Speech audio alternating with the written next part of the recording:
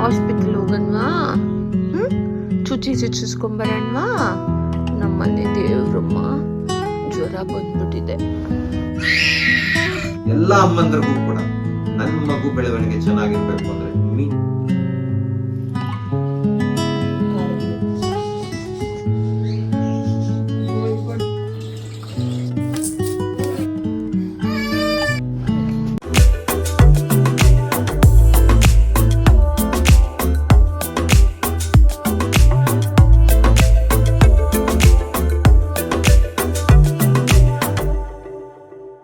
Hi hello friends, welcome back to mister missus Lakshmi Arun vlogs. ಎಲ್ಲರೂ ತುಂಬಾ ಚೆನ್ನಾಗಿದ್ದೀರಾ ಅಂತ ಭಾವಿಸ್ತಾ ಈ ವ್ಲಾಗ್ನ ಶುರು ಮಾಡ್ತಿದ್ದೀನಿ. ಜೀವನ ಅಂದಮೇಲೆ ಏರಿಳಿತಗಳು ಸಹಜ. ನಗು ಇದ್ದ ಜಾಗದಲ್ಲಿ ಅಳು ಇದ್ದೇ ಇರುತ್ತೆ. ಸುಖದ ಜೊತೆ ಕಷ್ಟನೂ ಬರುತ್ತೆ. ಜೀವನ ಯಾವಾಗಲೂ ನಾವು ಅಂದ್ಕೊಂಡಂಗೆ ಇರಲ್ಲ ಅನ್ನೋದಕ್ಕೆ ಈ ಕೆಲವು ದಿನಗಳೇ ನನಗೆ ದೊಡ್ಡ ಪಾಠ ಕಲಿಸ್ತು. ಇದೇನಪ್ಪ ಇದು ಹಿಂದಿಂದೆ ಕಷ್ಟಗಳು ಈ ರೀತಿ ಬರ್ತಿದೆ ಅಂತ ಅಂದ್ಕೊಂಡ್ರೆ ನಿಜವಾಗ್ಲೂ ಲೈಫಲ್ಲಿ ನನಗೆ ಈ ರೀತಿನೇ ಆಗ್ತಿದೆ. ಹಾವು ಬಂದೋಯ್ತಲ್ಲ ಅಂತ ಅದನ್ನು ಸ್ಟಾಪ್ ಮಾಡೋದಕ್ಕೆ ಪೌಡರ್ ತಂದು ಹಾಕಿದ್ವಿ. ಎಲ್ಲರೂ ಸಜೆಷನ್ನು ಕೊಟ್ಟ ಮೇಲೆನೇ ನಾನು ಆ ಸ್ನೇಕ್ ಪೌಡರ್ನ ತಂದು ಹಾಕಿದ್ದು. ಸ್ನೇಕ್ ರಿಪಲೆಂಟ್ ಪೌಡರ್ ಹಾಕಿದ್ದಕ್ಕೆ ನಮ್ಮ ಚಿಂಟುಗೆ ತುಂಬಾ ಹುಷಾರಿಲ್ಲದೆ ಆಯಿತು. ಸುಮಾರು ಜನಕ್ಕೆ ಚಿಂಟು ಅಂತ ಹೇಳಿದ್ರೆ ನಮ್ಮನೆ ನಾಯಿ ಮರಿ ಅಂತ ಗೊತ್ತಿದೆ, ಸುಮಾರು ಜನಕ್ಕೆ ಗೊತ್ತಿಲ್ಲ. ಅವನು ಯಾವಾಗಲೂ ತುಂಬಾ ಆ್ಯಕ್ಟಿವ್ ಆಗಿದ್ದವನು. ಆ ಸ್ನೇಕ್ ರಿಪಲೆಂಟ್ ಪೌಡರ್ ಹಾಕಿದ್ಮೇಲೆ, ಅಂದರೆ ಮನೆ ಸುತ್ತಮುತ್ತನೇ ಹಾಕಿದ್ದು, ಆ ಸ್ಮೆಲ್ಗೇನೆ ಅವನು ಗಾರ್ಡನಲ್ಲಿ ಓಡಾಡ್ತಾನಲ್ವ, ಸೊ ಅವನಿಗೆ ಮೇ ಬಿ ಇನ್ಫೆಕ್ಷನ್ ಆಯಿತು ಅನಿಸುತ್ತೆ. ವಾಮಿಟಿಂಗು ಮತ್ತು ಲೂಸ್ ಮೋಷನ್ಸ್ ಆಗೋಗ್ಬಿಟ್ಟಿತ್ತು. ಸೊ ಸ್ವಲ್ಪ ದಿನ ಹುಷಾರಿಲ್ದಂಗೆ ಆಗಿದ್ದ. ಇದು ಒಂದು ಚೈನ್ ಲಿಂಕ್ ಅನ್ನೋ ಥರ ಒಂದರಿಂದ ಒಂದು ಬ್ಯಾಕ್ ಟು ಬ್ಯಾಕು ಇಂಪ್ಯಾಕ್ಟ್ ಆಗ್ತಾನೆ ಇದೆ.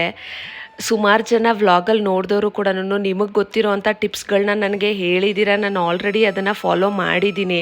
ಇನ್ನೂ ಸುಮಾರು ಜನ ಸ್ನೇಕ್ ರಿಪಲೆಂಟ್ ಪೌಡರ್ನ ತಂದು ಹಾಕಬೇಕು ಅಂತ ಹೇಳಿದ್ರಿ, ನಾನು ಅದನ್ನು ಮಾಡಿದ್ದೀನಿ. ಬಟ್ ಸುಮಾರು ಜನ ಹೇಳ್ತಿದ್ದಾರೆ, ನಿಮಗೆ ಮನುಷ್ಯತ್ವ ಇದೆಯಾ ಇಲ್ವಾ, ಹಾವುಗಳು ನಿಮ್ಮ ಜೊತೆನೇ ಬಾಳೋ ಅಂಥವು, ನೀವು ಯಾಕೆ ಸ್ನೇಕ್ ರಿಪಲೆಂಟ್ ಪೌಡರ್ ಎಲ್ಲ ಹಾಕಿ ಪ್ರಕೃತಿಗೆ ಹಾನಿ ಮಾಡ್ತಿದ್ದೀರಾ ಹಾಗೆ ಹೇಗೆ ಅಂತ. ಆ್ಯಕ್ಚುಲಿ ಪ್ರಕೃತಿನ ಹಾನಿ ಮಾಡೋ ಅಂಥ ಯಾವುದೇ ರೀತಿ ಕೆಟ್ಟ ಗುಣ ಆಗಲಿ ಕೆಟ್ಟ ಉದ್ದೇಶ ಆಗಲಿ ನಮ್ಮದಾಗಿಲ್ಲ. ಮನೇಲಿ ಪುಟಾಣಿ ಮಗು ಇರೋದ್ರಿಂದ ಏನಾದರೂ ಯಾವಾಗಲೂ ಅಷ್ಟೇ ಅವನು ನಮ್ಮ ಜೊತೆನೇ ಇರ್ತಾನೆ. ಬಟ್ ಗೊತ್ತಿಲ್ಲದೆ ಏನಾದರೂ ಒಂದು ಅನಾಹುತ ಆಗಬಾರ್ದು ಅನ್ನೋ ಕಾರಣಕ್ಕೇನೆ ಈ ಸ್ನೇಕ್ ರಿಪಲೆಂಟ್ ಪೌಡರ್ನ ತಂದು ಹಾಕಿರೋದು. ಈಗ ನಿಮ್ಮ ಮನೆಯಲ್ಲೇ ಚಿಕ್ಕ ಮಕ್ಕಳಿದ್ದಾರೆ ಅಂತ ಅಂದ್ಕೊಳ್ಳಿ, ಹೊರ್ಗಡೆ ಓಡಾಡ್ತಾ ಇರ್ತಾರೆ, ನಮ್ಮನೆ ಥರ ಖಾಲಿ ಜಾಗ ಇದೆ ಅಂದ್ಕೊಳ್ಳಿ. ಸೊ ಆಗ ನೀವು ಮಕ್ಕಳು ಆಟೋಮೆಟಿಕ್ಕಾಗಿ ಆಚೆನೇ ಇರಬೇಕು ಅಂತ ಅಂದ್ಕೊಳ್ತಾರೆ. ಈ ಸಮ್ಮರಲ್ಲಿ ಮಕ್ಕಳು ಒಳಗಡೆ ಇರೋದಿಲ್ಲ. ಆ್ಯಕ್ಚುಲಿ ಚಿಕ್ಕ ಮಕ್ಕಳು ಅಂತ ಹೇಳಿದ್ರೆ ಹೊರ್ಗಡೆ ಆಟಾಡಬೇಕು ಅಂತಲೇ ಅಂದ್ಕೊಳ್ತಾರೆ. ನಮ್ಮ ಸೂಪರ್ವಿಷನಲ್ಲೇ ಇರ್ತಾರೆ. ಬಟ್ ಆದ್ರೂ ಮನೇಲಿ ಯಾರಾದರೂ ಒಬ್ಬರು ಇದ್ದೇ ಇರ್ತೀವಿ, ನೋಡ್ಕೊಳ್ತೀವಿ. ಬಟ್ ಏನೋ ಒಂದು ಭಯ ಇರುತ್ತೆ. ನಾವಂದರೆ ದೊಡ್ಡವರು ಹಾವನ್ನು ನೋಡಿದ್ರೆ ಅಥವಾ ಏನನ್ನಾದರೂ ನೋಡಿದ್ರೆ ಓಡೋಗೋ ಅಂಥ ಶಕ್ತಿ ಅಥವಾ ಬುದ್ಧಿವಂತಿಕೆ ಇರುತ್ತೆ. ಮಕ್ಕಳಿಗೆ ಅದೆಲ್ಲ ಗೊತ್ತಾಗೋದಿಲ್ಲ. ಸೊ ನಿಮ್ಮ ಮನೆ ಹತ್ರನೇ ಹಾವು ಬಂದಿತ್ತು ಅಂತ ಹೇಳಿದ್ರೆ ನೀವು ಅದನ್ನು ತಡಿಯೋಕ್ಕೆ ನೋಡ್ತೀರಾ, ಇಲ್ಲಾಂದರೆ ಕರೆದುಬಿಟ್ಟು ಮನೆಯಲ್ಲಿ ಹಾಲು ಕುಡಿಸಿ ಪೂಜೆ ಮಾಡಿ ಕಳಿಸ್ತೀರಾ. ಏನು ಮಾಡ್ತೀರಾ ಅನ್ನೋದನ್ನು ತಪ್ಪದೆ ಕಮೆಂಟ್ ಮೂಲಕ ತಿಳಿಸಿ. ಸೀರಿಯಸ್ಲಿ ನನಗೂ ತುಂಬಾ ಬೇಜಾರಾಗುತ್ತೆ. ಅಂದರೆ ಎಷ್ಟು ಜನ ನನಗೆ ಕಮೆಂಟ್ ಮಾಡಿದ್ದೀರಾ, ತುಂಬಾ ಒಳ್ಳೆ ಧೈರ್ಯ ತುಂಬುವಂಥ ಮಾತುಗಳು ಆಡಿದ್ದೀರಾ, ಒಳ್ಳೆ ಟಿಪ್ಸ್ಗಳು ಕಳಿಸಿದ್ದೀರಾ. ಅದರಲ್ಲೂ ಸ್ವಲ್ಪ ಜನ ಏನಂತ ಹೇಳಿದ್ದಾರೆ ಅಂತ ಹೇಳಿದ್ರೆ, ನಾವು ಪ್ರಕೃತಿಗೆ ಅಂದರೆ ನೇಚರ್ಗೆ ಹಾನಿ ಮಾಡ್ತಿದ್ದೀವಿ. ಆ ಸ್ನೇಕ್ ರಿಪಲೆಂಟ್ ಪೌಡರ್ಸ್ ಎಲ್ಲನೂ ನೇಚರ್ಗೂ ಡೇಂಜರಸ್ಸು ಮತ್ತು ಸ್ನೇಕ್ಗೆಲ್ಲ ಹಾರ್ಮ್ ಆಗುತ್ತೆ ಅಂತ.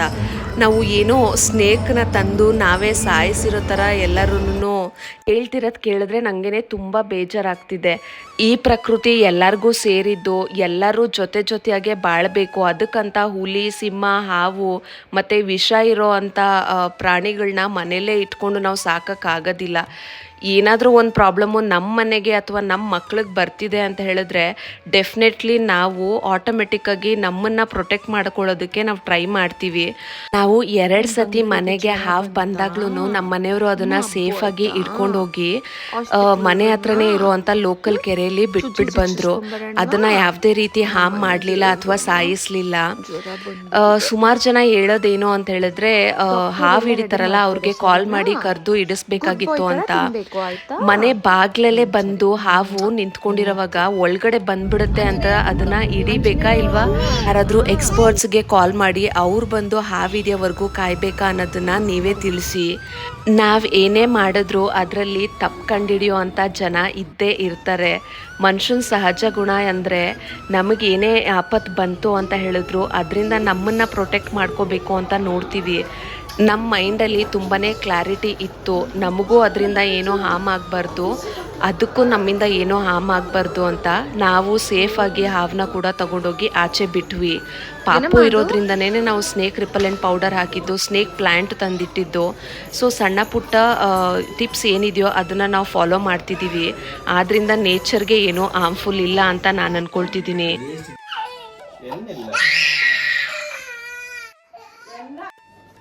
ನಾನು ಡಾಕ್ಟರ್ ಹರೀಶ್ ಬಾಬು ಅಂತ, ನನ್ನ ಮಕ್ಕಳ ತಜ್ಞರು, ರಾಜಶ್ರೀ ಗಂಧಿಮ್ ಹಾಸ್ಪಿಟಲ್. ಇವತ್ತು ಲಕ್ಷ್ಮಿ ನನ್ನ ಹತ್ರ ಬಂದು ಈಗಲೂ ಕೂಡ ನನ್ನ ಮಗು 1 ವರ್ಷ 11 ತಿಂಗಳು ಹಾಲು ಕುಡಿಸ್ತಾ ಇದ್ದೀನಿ ಅಂದಾಗ ನನಗೆ ಆಶ್ಚರ್ಯ ಆಯಿತು. ಯೂಶ್ವಲಿ ಅಮ್ಮಂದ್ರಿಗೆ ಒಂದು ಕಿವಿ ಮಾತೇನೆಂದರೆ ಆದಷ್ಟು 1.5 ವರ್ಷಕ್ಕೆ ಸ್ಟಾಪ್ ಮಾಡಿ, ಅಥವಾ ಮ್ಯಾಕ್ಸಿಮಮ್ 1 ಇಯರ್ 8 ಮಂತ್ಸ್ ಒಳಗೆ ಸ್ಟಾಪ್ ಮಾಡಿಸಿ ಆದಷ್ಟು. ಆಮೇಲೆ ಹಾಲಿನಲ್ಲಿ ನಿಮಗೆ ಗುಣಗಳು ಕಡಿಮೆ ಆಗ್ತಾ ಹೋಗುತ್ತೆ, ಅವನಿಗೆ ಶಕ್ತಿ ಕೂಡ ಕಡಿಮೆ ಆಗುತ್ತೆ. ಸೊ ಐರನ್ ಡೆಫಿಷಿಯನ್ಸಿ ಅನಿಮಿಯಾ ಜಾಸ್ತಿ ಆಗುತ್ತೆ, ಬೆಳವಣಿಗೆ ಕಡಿಮೆ ಆಗುತ್ತೆ, ಹಠ ಜಾಸ್ತಿ ಆಗುತ್ತೆ, ಅಟ್ಯಾಚ್ಮೆಂಟ್ ಜಾಸ್ತಿ ಆಗುತ್ತೆ. ಆಮೇಲೆ ನೀವು ಹಾಲು ಬಿಡಿಸೋದು ಕೂಡ ಕಷ್ಟ ಆಗುತ್ತೆ. ಸೊ ಆದ್ದರಿಂದ ಆದಷ್ಟು 1.5 ವರ್ಷಕ್ಕೆ ಸ್ಟಾಪ್ ಮಾಡಿಸಿ. ಆಮೇಲೆ ಬೇರೆ ಊಟ ಎಲ್ಲ ಕೊಡಿಸಿ. ನೀವು ಎಷ್ಟು ಹಾಲು ಜಾಸ್ತಿ ಕುಡಿಸ್ತೀರೋ ಅಷ್ಟು ಕಡಿಮೆ ತಿಂತಾರೆ, ಬೆಳವಣಿಗೆ ಕಡಿಮೆ ಆಗುತ್ತೆ.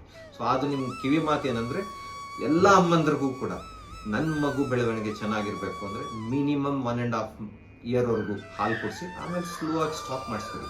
ಇದು ನನ್ನ ಇವತ್ತಿನ ಕಿವಿ ಮಾತು. Thank you. ನಮ್ಮ ಪುಟಾಣಿಗೆ ಸಡನ್ನಾಗಿ ಹುಷಾರಿಲ್ದಂಗೆ ಆಗೋಯ್ತು. ಲಾಸ್ಟ್ ಟೈಮು ಪಟಾಕಿ ಹೊಡೆದಿದ್ರಲ್ಲ, ಆಗ ಪುಟಾಣಿ ಎದ್ರುಕೊಂಡ್ಬಿಟ್ಟಿದ್ದ. ಆಗಾಗ ನೈಟೆಲ್ಲ ಬಿದ್ದು ಎದ್ದೊಳೋದು, ಮತ್ತು ಜ್ವರ ಬರೋದು ಆ ಥರ ಆಗ್ತಿತ್ತು. ಬಿಟ್ಟು ಜ್ವರ ಬರ್ತಿತ್ತು.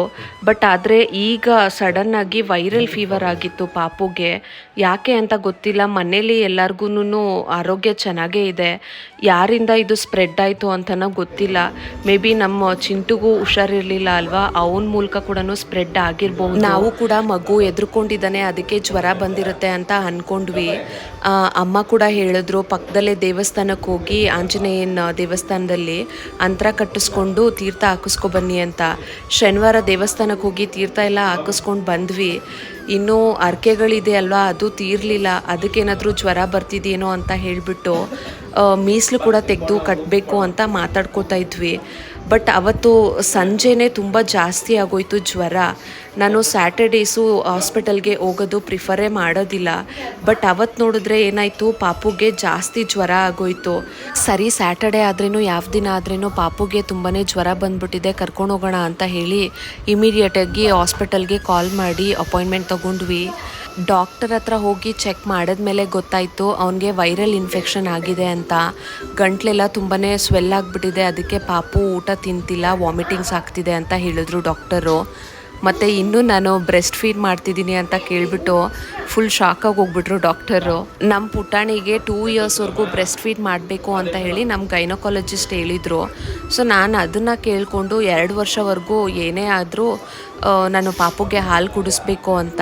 ನನಗೆ ಕಷ್ಟ ಆದರೂ ಸರಿ ಹಾಲು ಕುಡಿಸ್ತಾ ಬಂದೆ. ಬಟ್ ಡಾಕ್ಟರ್ ಅಂದರೆ ಪಿಡಿಯಾಟ್ರಿಷನ್ ಹೇಳೋದು ಕೇಳಿಬಿಟ್ಟು ನನಗೆ ಶಾಕ್ ಆಗೋಯ್ತು. ನನ್ನಿಂದನೇ ಪಾಪು ಬೆಳವಣಿಗೆ ಆಗ್ತಿಲ್ಲ ಅಂತ ಹೇಳಿಬಿಟ್ರಲ್ವ, ತುಂಬಾ ಬೇಜಾರಾಗೋಯ್ತು ನನಗೆ. ನನ್ನ ಮಗ ಆರೋಗ್ಯವಾಗಿರಬೇಕು, ಅವನ ಇಮ್ಯುನಿಟಿ ಸಿಸ್ಟಮ್ ಸ್ಟ್ರಾಂಗ್ ಆಗಿರಬೇಕು ಅಂತ ಹೇಳಿ ನನಗೆ ಕಷ್ಟ ಆದರೂ ಪರವಾಗಿಲ್ಲ ಅಂತ 2 ಇಯರ್ಸ್ ಆದರೂ ಹಾಲು ಕುಡಿಸೋದಕ್ಕೆ ನಾನು ರೆಡಿಯಾಗಿದ್ದೆ.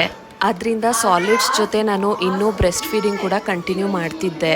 ಸಾಲಿಡ್ಸು ಚೆನ್ನಾಗೇ ತಗೊಳ್ತಿದ್ದ. ಬಟ್ ಆದರೆ ಈ ನಡುವೆ ಲಾಸ್ಟ್ 3 to 4 ಡೇಸಿಂದ ಪಾಪು ಸರಿಯಾಗಿ ಊಟನೇ ಮಾಡ್ತಾ ಇರಲಿಲ್ಲ. ನಾವಂತೂ ತುಂಬಾ ಚಿಂತೆಗೆ ಬಿದ್ದೋಗಿದ್ವಿ. ಆಮೇಲೆ ಡಾಕ್ಟರ್ ಹತ್ರ ಹೋದ್ಮೇಲೆ ಗೊತ್ತಾಯಿತು ಅಲ್ವಾ, ಬ್ರೆಸ್ಟ್ ಫೀಡಿಂಗು ಮಾಡ್ತಿದ್ರೆ ನಾವು ತಾಯಿ ಹಾಲು ತೊಗೊಳ್ತಿದ್ರೆ ಜಾಸ್ತಿ ಸಾಲಿಡ್ಸು ಬೇಗ ತೊಗೊಳ್ಳೋದಿಲ್ಲ ಅಂತೆ ಮಕ್ಕಳು. ಸೊ ಅದು ಕೂಡ ಪ್ರಾಬ್ಲಮ್ ಅಂತ ಹೇಳಿದ್ರು. ಸೊ ಆಗ ನನಗೆ ಅನ್ನಿಸ್ತು ಮೇ ಬಿ ನನ್ನಿಂದನೇ ಪಾಪು ಸರಿಯಾಗಿ ಬೆಳವಣಿಗೆ ಆಗಿಲ್ವೇನೋ ಅಂತ.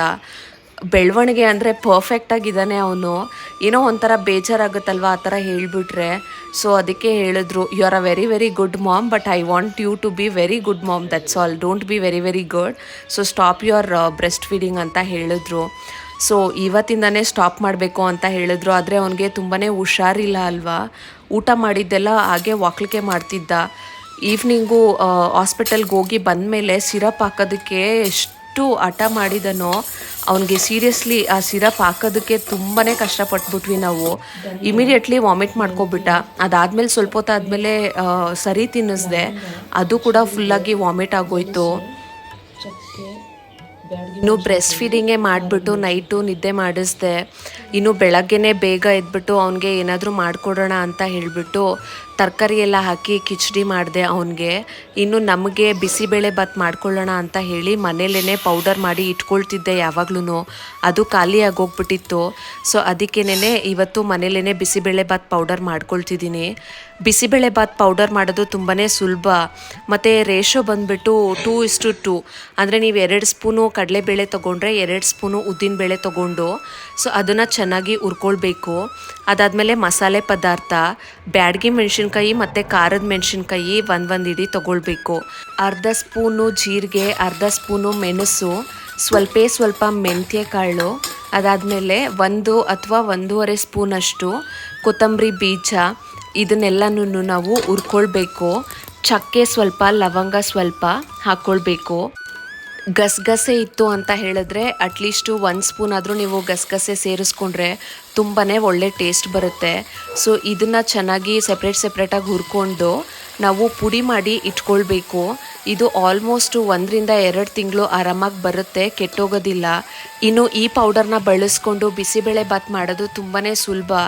ಬರೀ ಈರುಳ್ಳಿ, ಟೊಮ್ಯಾಟೊ ಮತ್ತು ಕರ್ಬೇವಿನ ಸೊಪ್ಪು ಹಾಕಿ ಬಾಡಿಸ್ಕೊಂಡು ಒಗ್ಗರಣೆ ಕೊಟ್ಕೊಳ್ಳಿ. ಅದಾದಮೇಲೆ ಅರ್ಧ ಸ್ಪೂನು ಅರಿಶಿನ, ಅದಾದಮೇಲೆ ಖಾರದ ಪುಡಿ 1 ಸ್ಪೂನ್ ಹಾಕಬೇಕು. ನೀವು ತುಂಬಾ ಖಾರ ಬಳಸಲಿಲ್ಲ ಅಂತ ಹೇಳಿದ್ರೆ ಸ್ವಲ್ಪ ಖಾರ ಎಕ್ಸ್ಟ್ರಾ ಹಾಕ್ಕೊಳ್ಳೋದು ಚೆನ್ನಾಗಿರುತ್ತೆ. ಬಿಸಿಬೇಳೆ ಬಾತು 2 ರಿಂದ 3 ಸ್ಪೂನ್ ಹಾಕಿ, ಆಮೇಲೆ ಸ್ವಲ್ಪ ಒಂದು ಸಣ್ಣ ನಿಂಬೆಹಣ್ಣು ಗಾತ್ರದಷ್ಟು ಹುಣಸೆ ಹಣ್ಣನ್ನ ನಾವು ಬಿಸಿನೀರಲ್ಲಿ ನೆನೆಸಿಟ್ಕೊಂಡು ಆ ನೀರನ್ನು ಇದರಲ್ಲಿ ಬೆರೆಸ್ಕೊಳ್ಬೇಕು. ಗೊಜ್ಜು ಎಲ್ಲನೂ ಮೇಲೆ ಎಣ್ಣೆ ಬಿಟ್ಕೊಂಡು ಬರುತ್ತಲ್ಲ, ಆಗ ರುಚಿಗೆ ತಕ್ಕಷ್ಟು ಉಪ್ಪು ಹಾಕ್ಬಿಟ್ಟು ನಾವು ಆಲ್ರೆಡಿ ಬೇಯಿಸಿಟ್ಕೊಂಡಿರೋವಂಥ ಅಕ್ಕಿ ಮತ್ತು ಹೆಸ್ರು ಕಾಳು ಮತ್ತು ನಮಗೆ ಬೇಕಾಗಿರುವಂಥ ಇಷ್ಟ ಬಂದಂಥ ತರಕಾರಿ, ಕ್ಯಾರೆಟು, ನೋಕೊಲ್ಲು, ಬಟಾಣಿ, ಬೀನ್ಸು ಇದೆಲ್ಲನೂ ಹಾಕ್ಕೊಂಡು ಮಿಕ್ಸ್ ಮಾಡಿಕೊಂಡ್ರೆ ತುಂಬಾ ಅಲ್ಟಿಮೇಟಾಗಿರುವಂಥ ಅಥೆಂಟಿಕ್ ಬಿಸಿಬೇಳೆ ಬಾತು ರೆಡಿಯಾಗೋಗ್ಬಿಡುತ್ತೆ. ಅಕ್ಕಿ ನಾವು ಅರ್ಧ ಗ್ಲಾಸ್ ತೊಗೊಂಡ್ರೆ ಅರ್ಧ ಗ್ಲಾಸು ಹೆಸ್ರು ಬೇಳೆ ತೊಗೋಬೇಕು. ಇನ್ನು ನಾವು ತರಕಾರಿಗಳನ್ನ ಕೂಡ ಇದರಲ್ಲೇ ಮಿಕ್ಸ್ ಮಾಡಿ ಒಂದೇ ಸತಿ ಬೇಯಿಸ್ಕೊಳ್ಬೋದು. ಸ್ವಲ್ಪ ರುಚಿಗೆ ತಕ್ಕಷ್ಟು ಉಪ್ಪು, ಸ್ವಲ್ಪ ಅರಿಶಿನ ಹಾಕ್ಕೊಂಡು 3 ರಿಂದ 4 ವಿಸಿಲು ಕೂಗಿಸ್ಕೋಬೇಕು. ಚೆನ್ನಾಗಿ ಬಾಯ್ಲ್ ಆಗಿದ್ದರೆ ಇದ್ರ ಕನ್ಸಿಸ್ಟೆನ್ಸಿ ಚೆನ್ನಾಗಿರುತ್ತೆ. ಇದನ್ನು ಮಸಾಲೆಗೆ ಮಿಕ್ಸ್ ಮಾಡಿ ಕುದಿಬಿಟ್ರೆ ಇಮಿಡಿಯೇಟ್ಲಿ ನಮಗೆ ಬಿಸಿಬೇಳೆ ಬಾತು ರೆಡಿಯಾಗೋಗ್ಬಿಡುತ್ತೆ. ಇನ್ನು ಮಾರನೇ ದಿನ ನಮ್ಮ ಪುಟಾಣಿ ಎದ್ಮೇಲೂ ಅಷ್ಟೇನೆ ಬಿಫೋರ್ ಫುಡ್ಡು ಸಿರಪ್ ಕೊಟ್ವಿ ಅಲ್ವಾ, ಆಗಲೂ ಕೂಡ ವಾಮಿಟ್ ಮಾಡ್ಕೊಬಿಟ್ಟ. ನಾನು ಏನೇ ಊಟ ತಿನ್ಸೋದಕ್ಕೆ ಹೋದ್ರೂ ಊಟನೂ ತಿಂತಾ ಇಲ್ಲ ಪಾಪು. ಆಮೇಲೆ ಅಮ್ಮ ಹೇಳಿದ್ರು ದೇವ್ರಿಗೆ ಮೀಸಲು ತೆಗೆದು ಕಟ್ಟು, ಏನಾದರೂ ಹರಕೆಗಳಿರುತ್ತಲ್ವ, ಲೇಟ್ ಆಗ್ತಿದೆ ಹರಕೆಗಳು ತೀರ್ಸೋದಕ್ಕೆ. ಈವನ್ ನಾವು ಅಮ್ಮನ ಕಡೆಯಿಂದ ಮನೆ ದೇವ್ರಿಗೆ ಹೋಗಬೇಕು ಅಂತ ಸುಮಾರು ದಿವಸದಿಂದ ಹೇಳ್ತಿದ್ದೀವಿ, ಬಟ್ ಆದರೆ ಅದನ್ನು ಪೋಸ್ಟ್ಪೋನ್ ಮಾಡ್ತಿದ್ವಿ. ಸೊ ಅದು ಕೂಡ ಒಂದು ಕಾರಣ ಇರ್ಬೋದು ಅಂತ ಅವ್ರದ್ದೊಂದು ನಂಬಿಕೆ. ಸರಿ, ಯಾಕೆ ಅದನ್ನು ತಳ್ಳಾಕೋದು ಅಂತ ಹೇಳಿಬಿಟ್ಟು ದೇವ್ರಿಗೆ ಮುಡುಪು ಕೂಡ ಕಟ್ಟಿದೆ. ದೇವ್ರಿಗೆ ತಪ್ಪಕಾಣಿಕೆ ಕಟ್ಟಿ ಅದಾದಮೇಲೆ ನಾವು ದೇವ್ರನ್ನ ಬೇಡ್ಕೊಳ್ತೀವಲ್ಲ, ಅದೊಂದು ಶ್ರದ್ಧೆ ಭಕ್ತಿ ಅಷ್ಟೇನೆ, ಮೂಢನಂಬಿಕೆ ಏನೂ ಅಲ್ಲ. ಆ್ಯಕ್ಚುಲಿ ಅದರಿಂದನೂ ಒಂದು ಪ್ರಯೋಜನ ಇದ್ದೇ ಇದೆ. ನಮ್ಮ ಸ್ಟ್ರಾಂಗ್ ಫೀಲಿಂಗ್ ಅದರಲ್ಲಿ ಕನೆಕ್ಟ್ ಆಗಿರುತ್ತಲ್ವ, ನಮ್ಮ ಕಷ್ಟಗಳನ್ನೆಲ್ಲ ದೇವ್ರಿಗೆ ಒಪ್ಸಿದ್ರೆ ಸೊ ಅವನಾದರೂ ಅದನ್ನು ಸರಿ ಮಾಡ್ತಾನೆ ಅನ್ನೋ ಒಂದು ಮೆಂಟಲ್ ಥಾಟು ರನ್ ಆಗ್ತಾ ಇರುತ್ತೆ. ದೃಢವಾದ ನಂಬಿಕೆ ಒಳ್ಳೆಯದನ್ನೇ ಅಟ್ರ್ಯಾಕ್ಟ್ ಮಾಡುತ್ತೆ. ಸೊ ಅದರಿಂದ ಇದನ್ನು ಮಾಡೋದು ತುಂಬಾ ಒಳ್ಳೆಯದು ಅಂತಲೂ ನನಗನ್ನಿಸ್ತು. ಸೊ ಮುಡುಪೆಲ್ಲ ಕಟ್ಟಿಟ್ಟ ಮೇಲೆ ಅವತ್ತು ಈವ್ನಿಂಗು ಸಂಡೇ ಆಗಿತ್ತು, ಸಂಕಷ್ಟಿ ಇತ್ತು ಅಲ್ವಾ, ಮನೇಲಿ ನಾನ್ ವೆಜ್ ಕೂಡ ಏನೂ ಮಾಡಿರಲಿಲ್ಲ ನಾವು. ಸೊ ಆಲ್ರೆಡಿ ಬೆಂಗಳೂರು ಕರ್ಗ ಇದ್ದಿದ್ದರಿಂದ 11 ದಿನ ವ್ರತ ಇದ್ವಿ. ಈವನ್ ಸಂಕಷ್ಟಿ ದಿವಸನೂ ಏನೂ ನಾನ್ ವೆಜ್ ಮಾಡಿರಲಿಲ್ಲ. ನಮ್ಮ ಪುಟಾಣಿಗೆ ಆ ಥರ ಇತ್ತು ಅಲ್ವಾ, ಸೊ ಒಂಥರ ಬೇಜಾರಾಗಿತ್ತು. ಅವನು ಚೀಚಿ ಅಂತ ಕೇಳ್ತಿದ್ದ. ಅವ್ರ ಪಪ್ಪ ಹೇಳ್ತಿದ್ರು ಮಗು ಚೀಚಿ ಅಂತ ಆಸೆ ಇಟ್ಕೊಬಿಟ್ಟಿದ್ದಾನೆ ತರಣವಾ ಅಂತ. ಇವತ್ತು ಸಂಕಷ್ಟಿ ಅಲ್ವಾ, ಬೇಡವೇ ಬೇಡ ಅಂತ ಹೇಳಿಬಿಟ್ಟು ಅನ್ನ, ರಸಮು ಮತ್ತು ಬಜ್ಜಿ ಮಾಡಿದ್ವಿ. ಇನ್ನು ಅಮ್ಮಂಗೆ ದಿನ ಬೆಳಗ್ಗೆ ಬ್ಲ್ಯಾಕ್ ರೈಸ್ ಪೋರಿಜ್ ಮಾಡ್ಕೊಡ್ತಿದ್ನಲ್ವ, ಸೊ ಅದು ಪೌಡರ್ ಕೂಡ ಖಾಲಿಯಾಗಿತ್ತು. ನಾನು ಬ್ಲ್ಯಾಕ್ ರೈಸ್ ಆರ್ಡರ್ ಮಾಡಿದ್ರೆ ಆಲ್ಮೋಸ್ಟು 1 ವಾರ ತೊಗೊಬಿಡುತ್ತೆ. ಅದಕ್ಕೇ ಈ ಸತಿ ಮಲ್ಟಿಗ್ರೇನ್ದು ಪೌಡರ್ ಮಾಡೋಣ ಅಂತ ಹೇಳಿಬಿಟ್ಟು ಬಾರ್ಲಿ ಮತ್ತು ಗೋಧಿ, ಜೋಳ, ಆಮೇಲೆ ರಾಗಿ, ಫ್ಲ್ಯಾಕ್ಸ್ ಸೀಡ್ಸು ಇದನ್ನೆಲ್ಲ ಬಳಸ್ಕೊಂಡು ನಾನೇ ಮನೆಯಲ್ಲಿ ಪೌಡರು ತಯಾರಿ ಮಾಡ್ಕೊಳ್ತಿದ್ದೀನಿ. ಇದು ನಾನು ಸುಮಾರು ಸತಿ ಟ್ರೈ ಮಾಡಿದ್ದೀನಿ, ಅಮ್ಮಂಗೂ ಕೂಡ ತುಂಬಾ ಇಷ್ಟ ಆಗಿದೆ. ಇದು ಬೇಗನೆ ಸ್ಟೊಮಕ್ ಫಿಲ್ಲಿಂಗ್ ಆಗಿರುತ್ತೆ ಮತ್ತು ಹೆಲ್ದಿ ಕೂಡ. ಇದರಲ್ಲಿ ಹೆಸ್ರು ಕಾಳು ಮತ್ತು ಹುರುಳಿಕಾಳೆಲ್ಲ ಬಳಸೋದ್ರಿಂದ ಪ್ರೋಟೀನು ಮತ್ತು ಕ್ಯಾಲ್ಶಿಯಮ್ಮು ಜಾಸ್ತಿ ಸಿಗುತ್ತೆ. ಜಾಸ್ತಿ ಬೇಗ ಸುಸ್ತು ಕೂಡ ಆಗೋದಿಲ್ಲ. ಆಮೇಲೆ ಇದಕ್ಕೆ ಕೇರಳ ರೆಡ್ ರೈಸ್ ಬರುತ್ತಲ್ಲ ಅದು ಕೂಡ ಬಳಸ್ತೀವಿ. ಇದು ವೆಯ್ಟ್ ಲಾಸ್ ಕೂಡ ತುಂಬಾ ಹೆಲ್ಪ್ ಮಾಡುತ್ತೆ. ಜೀರಿಗೆ ಮತ್ತು ಮೆಣಸು, ಮೆಂತ್ಯ ಕಾಳು ಎಲ್ಲ ಬೆಳೆಸ್ತೀವಲ್ಲ, ಇದನ್ನು ಬಳಸೋದ್ರಿಂದ ಒಳ್ಳೆ ಪರಿಮಳ ಕೊಡುತ್ತೆ. ನಮ್ಮ ಹಿತ್ತಲಲ್ಲೇ ಬೆಳೆದಿರೋ ಅಂಥ ಕರ್ಬೇವಿನ ಸೊಪ್ಪು ಫ್ರೆಶ್ ಆಗಿತ್ತು, ಅದು ಕೂಡ ಒಂದಷ್ಟು 2 ಕೈ ಹಿಡಿ ಆಗೋಷ್ಟು ಇದಕ್ಕೆ ಹುರಿದು ಹಾಕ್ಕೊಂಡಿದ್ದೀನಿ. ಜಾಸ್ತಿ ಕ್ವಾಂಟಿಟಿ ಮಾಡಿದ್ದೆ ನಾನು, ಆಲ್ಮೋಸ್ಟು 3 kg ಮಾಡಿದ್ದೆ. ಇದನ್ನು ಮಿಲ್ ಮಾಡಿಸ್ಕೊಂಡು ಬಂದು ಇಟ್ಕೊಂಡಿದ್ದೀನಿ. ಅಟ್ಲೀಸ್ಟು ಇದು ಒಂದು 2 ತಿಂಗಳಾದರೂ ಬರುತ್ತೆ ಅಂತ ಅಂದ್ಕೊಂಡಿದ್ದೀನಿ. ಡೆಫಿನೆಟ್ಲಿ ನೀವು ಕೂಡ ಇದನ್ನು ಟ್ರೈ ಮಾಡಿ, ಹೆಲ್ಪ್ಫುಲ್ ಆಗುತ್ತೆ. ಬೆಳಗ್ಗೆ ಒಂದು ಸತಿ ಇದನ್ನು ಬ್ರೇಕ್ಫಾಸ್ಟಲ್ಲಿ ನಾವು ತಿನ್ಕೊಂಡ್ವಿ ಅಂತ ಹೇಳಿದ್ರೆ ಇನ್ನು 12 ಗಂಟೆವರೆಗೂ ನಮಗೆ ಹಶ್ವೆ ಆಗೋದಿಲ್ಲ. ಅಯ್ಯೋ, ಭಾನುವಾರ ಕತೆ ಮುಗೀತು. ಸೋಮವಾರ ಏನಾಯಿತು ಅಂತ ಹೇಳಿದ್ರೆ ಬೆಳಗ್ಗೆ ಪಾಪು ತುಂಬಾ ಟಯರ್ಡ್ ಆಗೋಗ್ಬಿಟ್ಟಿದ್ದ, ಮತ್ತೆ ವಾಮಿಟಿಂಗ್ಸು, ಲೂಸ್ ಮೋಷನ್ಸು ಸ್ಟಾರ್ಟ್ ಆಗೋಗ್ಬಿಟ್ಟಿತ್ತು. ತುಂಬ ಗ್ರೀನ್ ಕಲರಲ್ಲಿ ಲೂಸ್ ಮೋಷನ್ ಮಾಡ್ತಿದ್ದ. ನಮಗೆ ಎಷ್ಟು ಭಯ ಆಗೋಯ್ತು ಅಂತ ಹೇಳಿದ್ರೆ ಡಾಕ್ಟರ್ಗೆ ಕಾಲ್ ಮಾಡಿದ್ರೆ ಬನ್ನಿ ಅಡ್ಮಿಟ್ ಮಾಡಬೇಕು ಅಂತ ಹೇಳಿಬಿಟ್ರು. ನಮ್ಮೆಲ್ಲರಿಗೂ ತುಂಬಾ ಆತಂಕ ಆಗೋಯ್ತು. ನನಗಂತೂ ತುಂಬ ಅಳು ಬರ್ತಿದೆ, ಏನು ಮಾಡಬೇಕು ಅಂತ ಗೊತ್ತಾಗ್ತಿಲ್ಲ. ನಮ್ಮ ಪುಟಾಣಿನ ಯಾವತ್ತೂ ಅಡ್ಮಿಟ್ ಮಾಡಿರಲಿಲ್ಲ. ಈ 2 ವರ್ಷ ಅವನು ಆರಾಮಾಗೇ ಇದ್ದ, ಹುಷಾರೇನೋ ಅಷ್ಟೊಂದು ತಪ್ಪಿರಲಿಲ್ಲ. ಇದು ಸಡನ್ನಾಗಿ ಹಿಂಗೆ ಹೇಳಿಬಿಟ್ರಲ್ವಾ, ನನಗೆ ದಿಕ್ಕೆ ತೋಚ್ತಿರಂಗೆ ಆಗೋಯ್ತು. ಸೊ ಬೆಳಗ್ಗೆ ಬೇಗ ಸ್ನಾನ ಮಾಡಿಕೊಂಡು ಹಂಗೆ ದೇವ್ರಿಗೆ ದೀಪ ಹಚ್ಬಿಟ್ಟು ಹೊರಟ್ವಿ. ಏನೂ ರೆಡಿ ಗಿಡಿ ಆಗಲಿಲ್ಲ. ನಮ್ಮ ಮನೆಯವ್ರು ಬೈತಾಯಿದ್ರು, ಇವಾಗ್ಲೂ ಏನು ದೀಪ ಹಚ್ಕೊಂಡು ಪೂಜೆ ಮಾಡ್ಕೊಂಡು ಕೂತಿದ್ಯಾ ಬಾ ಅಂತ. ನಮ್ಮನ್ನು ಕಾಯೋನು ದೇವ್ರೆ ಅಲ್ವಾ, ಕಾಪಾಡಪ್ಪ ದೇವ್ರೆ ಅಂತ ಕೈ ಮುಗಿದ್ಬಿಟ್ಟು ಹೊರಟ್ವಿ. ಹಾಸ್ಪಿಟಲ್ ಹೋದ್ಮೇಲೆ ಡಾಕ್ಟರ್ ಹೇಳಿದ್ರು ಡಿಹೈಡ್ರೇಷನ್ ಅಷ್ಟೊಂದೇನೂ ಆಗಲಿಲ್ಲ, ಸೊ ಅಡ್ಮಿಟ್ ಮಾಡೋ ಅವಶ್ಯಕತೆ ಇಲ್ಲ, ಎಕ್ಸ್ಟ್ರಾ ಮೆಡಿಸಿನ್ಸು ಬರ್ಕೊಡ್ತೀನಿ, ಅದರಲ್ಲೇ ಹುಷಾರಾಗ್ಬಿಡ್ತಾನೆ ಅಂತ. ದೇವ್ರಿಗೆ ಒಂದು ದೊಡ್ಡ ನಮಸ್ಕಾರ ಹಾಕ್ಬಿಟ್ಟು ಬಂದೆ. ಸೀರಿಯಸ್ಲಿ ತುಂಬಾ ಬೇಜಾರಾಗೋಗ್ಬಿಟ್ಟಿತ್ತು, ಸದ್ಯ ಅಡ್ಮಿಟ್ ಮಾಡ್ಕೊಂಡ್ಲಿಲ್ವಲ್ಲ ಅಂತ. ಸೊ ಅದಾದಮೇಲೆ ನಮ್ಮ ಪುಟಾಣಿಗೆ ಇನ್ಸ್ಟೆಂಟ್ಲಿ ಅದೇನೋ ಪೌಡರ್ ಕೊಟ್ಟಿದ್ರು, ಅದು ಕೊಟ್ಟಮೇಲೆ ಸ್ವಲ್ಪ ಸುಧಾರಣೆ ಮಾಡಿಕೊಂಡ. ತುಂಬಾ ಹತ್ಕೊಂಡ್ಬಿಟ್ಟೆ ನಾನು, ಬೇಜಾರಾಗೋಗ್ಬಿಡ್ತು. ತಾಯಂದ್ರಿಗೆ ಈ ಥರ ಟೈಮಲ್ಲಿ ಕೈ ಕಾಲೇ ಓಡೋದಿಲ್ಲ ಅಲ್ವಾ. ನಮ್ಮ ಮನೆಯವರು ನಮ್ಮಮ್ಮ ಬೈತಾಯಿದ್ರು, ಅಳ್ಬೇಡ ಏನೂ ಆಗಲ್ಲ ಅಂತ. ದೇವ್ರ ದಯೆ, ನಮ್ಮ ಕಷ್ಟನ ಬೇರೆಯವ್ರಿಗೆ ಹೇಳ್ಕೊಳ್ಳೋದಕ್ಕಿಂತ ದೇವ್ರಿಗೆ ಹೇಳಿದ್ರೆ ಅವನಾದರೂ ಆಲಿಸ್ತಾನೆ. ಹಾಸ್ಪಿಟಲ್ಗೂ ಮನೆಗೂ ತುಂಬಾ ದೂರ ಇರೋದ್ರಿಂದ ನಾವು ಅಡ್ಮಿಷನ್ ಏನೋ ಮಾಡ್ಕೊಬಿಡ್ತಾರೆ ಅಂತ ಅಂದ್ಕೊಂಡು ಎಲ್ಲನೂ ಪ್ಯಾಕ್ ಮಾಡಿಕೊಂಡು ಪುಟಾಣಿ ಬಟ್ಟೆಗಳು, ಮೆಡಿಸಿನ್ಸು, ಊಟ ಎಲ್ಲ ರೆಡಿ ಮಾಡ್ಕೊಂಡು ತೊಗೊಂಡು ಹೋಗಿದ್ವಿ. ಸದ್ಯ ಅಡ್ಮಿಷನ್ ಮಾಡ್ಕೊಂಡಿಲ್ವಲ್ಲ, ಅದೊಂದು ಸಂತೋಷ. ಧೈರ್ಯವಾಗಿ ಮನೆಗೆ ವಾಪಸ್ ಆದ್ವಿ.